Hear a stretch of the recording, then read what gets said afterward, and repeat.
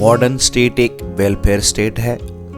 हर government को लगता है कि हमारे देश के लोगों का कल्याण होना चाहिए, दैट इज कॉल्ड वेलफेयर। इसीलिए वो अपने देश के इंडस्ट्री पे कंट्रोल लाना चाहती है और उस पे कंट्रोल लाने के लिए अलग अलग आइडिया ढूंढती है। हमारे देश की ही बात करो, हमारे देश की शुरू से ही इकोनॉमी मिक्स इकोनॉमी है। हम भी अलग अलग तरह से हमारे इकोनॉमी पे कंट्रोल करना चाहते हैं। कभी हम इकोनॉमिक प्लानिंग के थ्रू कंट्रोल करते हैं कि most of the control come to the central government. Sometime we are the controlling through the industrial policy that government of India guides to that attitudes towards the industrial development. और बहुत बार तो हमने ऐसा ही देखा है कि इंडस्ट्री को start करने के लिए लाइसेंस का परमिशन बहुत सारा जरूरी है। तो कभी लेबर लॉज पे भी हमने फोकस किया है जिससे कि लेबर का एक्सप्लॉयटेशन ना हो। ये रही इंडिया की बात। उसी तरह दुनिया भर की बात करें तो ऐसा नहीं है कि इंडिया में ही कंट्रोल किया जाता है। हर देश में बिजनेस को कंट्रोल किया जाता है, मगर जमाने के साथ सब बदलता गया। तो अब बहुत सारे गवर्नमेंट को लगने लगा है कि हमें इंडस्ट्रीज को कंट्रोल करके कुछ नहीं होगा, बल्कि हमको उनको थोड़ा सा छूट देना भी जरूरी है। इसीलिए तो 90 में वर्ल्ड ट्रेड ऑर्गेनाइजेशन का एस्टेब्लिशमेंट हुआ, that is called free trade. तो आज के वीडियो हम इसी की ही बात करेंगे। पहले से ही फ्री ट्रेड नहीं था, मगर कुछ इकोनॉमिस्ट में बहुत उस पर कॉन्ट्रीब्यूट किया और हमेशा फ्री ट्रेड के सपोर्ट पे रहे। तो आज हम उसी फ्री ट्रेड की बात करेंगे। दैट पॉलिसी इज लेसे फेयर पॉलिसी। तो चलो आज के वीडियो में हम बात करते हैं इस पॉलिसी की। लेसे फेयर पॉलिसी के बारे में जेएस मिल का यही कहना था, अहस्तक्षेप व्यक्ति और समाज के आर्थिक मामलों में न्यूनतम सरकारी हस्तक्षेप की नीति है। वो कभी भी गवर्नमेंट के इंटरफियरेंस को एग्री नहीं करते थे।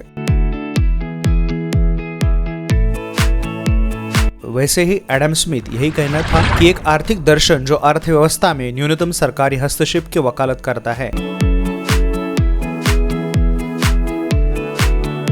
ग्रेट इकोनॉमिस्ट मिल्टन फ्रीडन का भी यही कहना था, एक आर्थिक दर्शन जो अर्थव्यवस्था में न्यूनतम सरकारी भागीदारी का इन्वॉल्वमेंट करता है।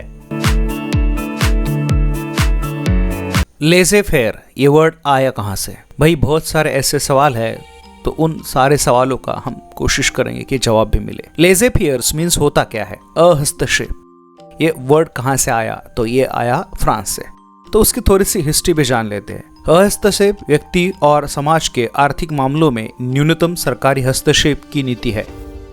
इस शब्द की उत्पत्ति अनिश्चित है, लेकिन लोक कथाओं से पता चलता है कि फ्रांस के 14 किंग लुई के तहत वित्त नियंत्रक जनरल जीन बैप्टिस्ट कोलबर्ट के उत्तर से लिया गया है, जब उन्होंने उद्योगपतियों से पूछा था कि सरकार व्यवसाय की मदद के लिए क्या कर सकती है। तो उन्होंने बहुत ही सीधे शब्दों में कहा था कि भाई हमें अकेला छोड़ दो। इन शॉर्ट, अहस्तक्षेप का सिद्धांत, दैट डॉक्ट्रिन ऑफ लेसे fair is usually associated with economists known as physiocrats who flourished in France from about 1756 to 1778. The policy of laissez-faire received strong support in classical economics as it developed in Great Britain under the influence of an inquiry into the nature and causes of the wealth of nations by the Scottish philosopher and economist Adam Smith. You don't think protests only in France by traders. Even same protests seen in India. Let's see case 1. अगस्त में महाराष्ट्र के traders ने protest किया था। उनका demand था cancellation of the regulatory tax imposed by market committees and simplification of the GST law. कुछ ऐसा ही protest confederation of all India traders ने फेब 2021 में किया था। उनका डिमांड यही था कि जीएसटी सिंपल हो और उसमें जो कॉम्प्लिकेशंस हो वो कम किए जाए।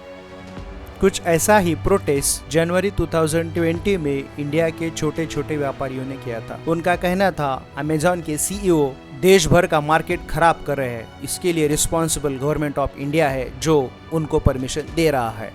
लगभग 12 साल पहले ईयर 2012 में ऐसा ही एक प्रोटेस्ट हुआ था। वो प्रोटेस्ट एफडीआई के खिलाफ था। देश के सभी व्यापारियों का कहना था एफडीआई इंडिया में आएगा तो that is impact on investment by multinational companies will hijack country's retail trade which can be impact on small business and even loss can be job। तो इन शॉर्ट हमने यहाँ पे स्टडी किया लेजे fair policy definitely impact on trade. Video पसंद आया है तो लाइक कीजिएगा, सब्सक्राइब कीजिएगा, और नहीं आया तो भी कोई प्रॉब्लम नहीं है, हम इससे और बेहतर बनाने की कोशिश करेंगे। Thank you.